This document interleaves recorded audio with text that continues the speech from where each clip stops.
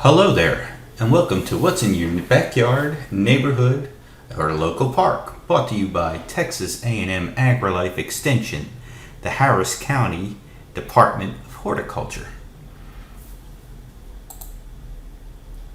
Today we're going to talk about good bugs will result in great flowers. My name's Paul Winsky, and I'm the Horticulture Extension Agent for Harris County. If you plant it, they will come. In any landscape, diversity is the key. The more flowers, the more diverse plant material we'll have. We can bring in the beneficial insects, keep them there, and they will help control those pesky nuisance pests that often cause us problems. So how do we attract these beneficial insects? Nature is filled with good bugs. Their diet consists of the pests, which cause us lots of headaches and heartache in the gardens. We've got two types of good bugs. We've got predators, which kill and feed on their prey, and we've got parasitoids, which deposit their eggs on or into their hosts. Again, with any insect, life cycles are always dependent on temperature. So as we warm up, as we go from spring to summer, life cycles for both the good guys and the bad guys will shorten and quicken. We want this diversity because plants provide carbohydrates and protein. And how do they provide them? But through the flowers and their nectar and pollen. Nectar is a source of carbohydrates and pollen a source of protein.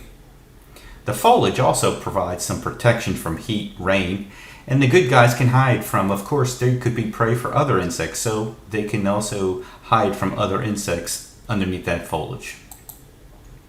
When we talk about an integrated approach, we talk about scouting or monitoring your garden. You need to get to know both the good and bad bugs, and a magnifier is going to help. Get out into the garden different times of the day. If you're always a morning person, get out there in mid-afternoon or early evening because you may see different things at different times of the day. Attract the beneficials that are already there and maintain that population as best as possible. We can do this by reducing spray applications. Now, I'm not saying we're going to get rid of them, but we may not need them as often and we may not have to spray as much. So we're talking about spot sprays as opposed to having to come through and spray everything. So we're still using the best of both worlds, the beneficials and sprays we've got in our back pocket just in case. So what are the good guys? Which ones are we going to talk about and what do we have in our gardens here? First up are lacewings, the Chrysopa species. The adult is this slender green body with these finely netted wings and these gold eyes. The adult is not the predator. The adult's job, the female, is to lay these eggs, which are very unique on these filaments. They have the white egg on top and these filaments ahead. So if you ever see these on the underside of your foliage, on any part of the plant, leave them be, they're good. The predator here is the larval stage. This guy is a ferocious feeder. He will feed on mites and also aphids.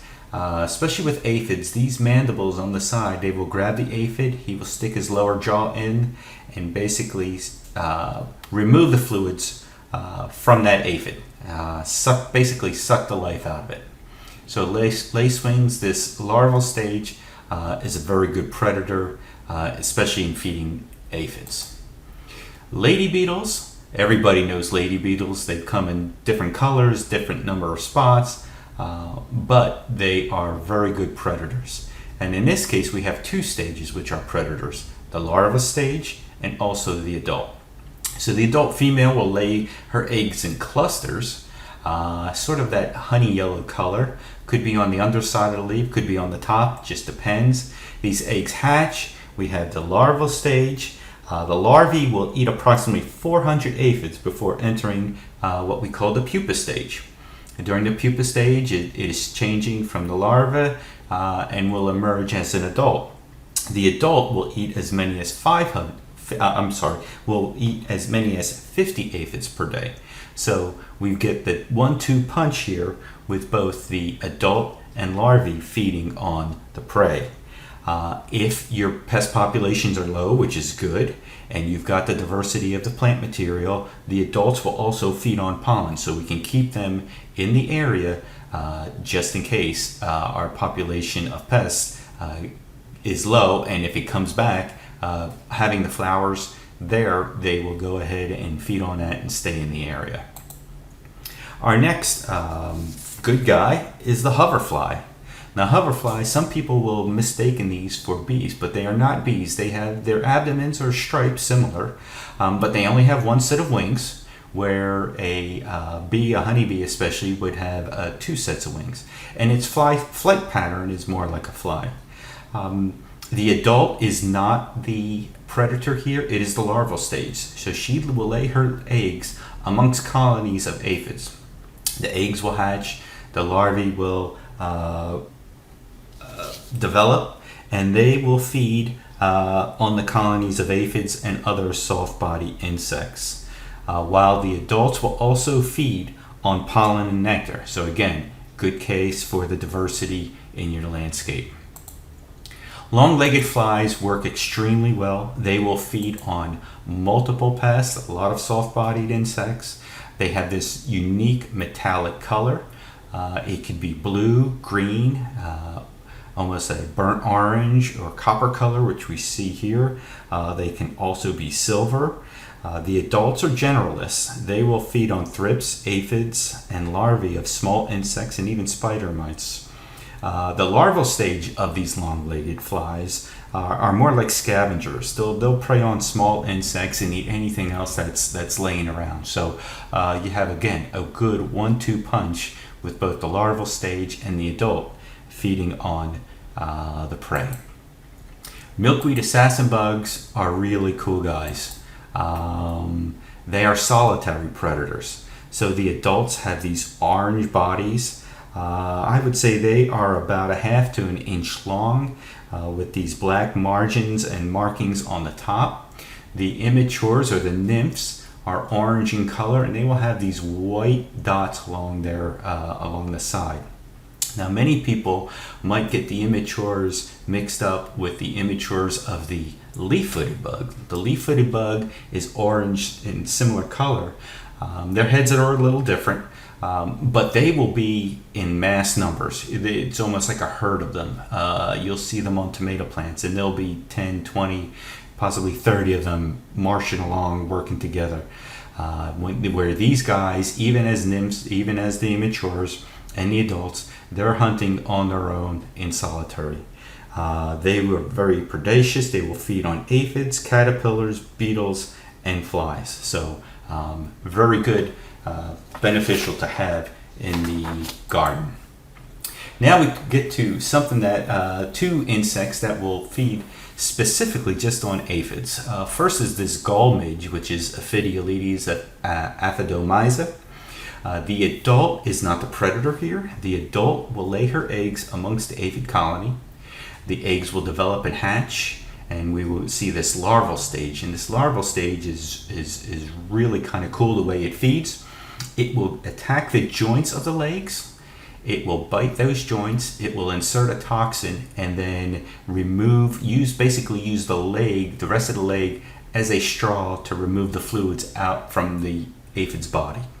It will feed for a little bit, maybe a day or so longer, until that juice of the aphid is removed. But they are very efficient feeders and very voracious. Our last one is Aphidius. Then this is a parasitic wasp. And when I often talk about parasitic wasps, people think these are the size of the wasps that we see flying around. These are probably about the size of a fruit fly, maybe even a little bit smaller. So these are very small. The female will come up on a colony of aphids. She will touch that aphid with her antenna to make sure it is the right species, because certain species of these Aphidius will only parasitize specific species of aphids. She checks to make sure it's the right one, then she will sting it and deposit an egg right inside that aphid. Once that egg is deposited, it will start to develop, and we will start to see what we call these mummies, and we know we have parasitized aphids. So what's going on inside there is the egg is developing. It's now in the larval stage, and it's just feeding on all of the fluids and organs inside that aphid. It's got this hardened shell now to protect it. It goes through its stages, and then as the adult is ready to emerge, it will go ahead and chew out the back end of what we call this mummy, and the adult will emerge. So if you ever flip over or look on the underside of foliage and you see these mummies or these sort of mummified or bloated aphids, and they have a shell on them, all is good because they've been parasitized. You've got this parasitic wasp in the area that is attacking them. So for that, I hope you enjoyed this. If you have any more questions for us, please see our website or follow us on Facebook, or you can always get in touch with us through the Harris County website. Have a good day and keep gardening, Harris County.